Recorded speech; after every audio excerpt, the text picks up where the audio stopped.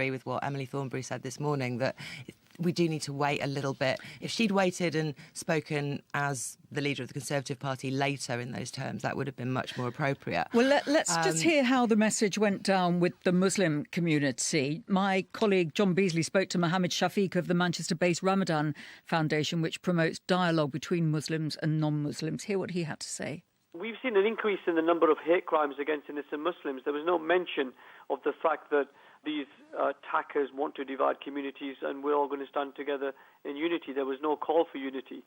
We've seen police numbers decrease. We've seen investment in our public service and emergency services being cut dramatically.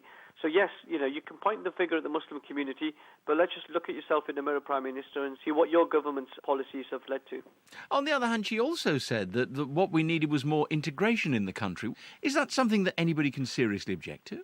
Again, successive governments have pushed the issue of integration into an issue of extremism and terrorism.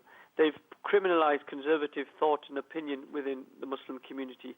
So there are numerous people who are absolutely aghast and disgusted by terrorist atrocities who are now being told they will be treated no differently from the terrorists. And I think that sort of approach has not worked, will not work. And the way forward is to double down, to take on the ideology, to tackle the disconnection between our young people and our politics, and above all, don't allow the terrorists to divide us. Well, there we are. Advice from a member of the Muslim community, James.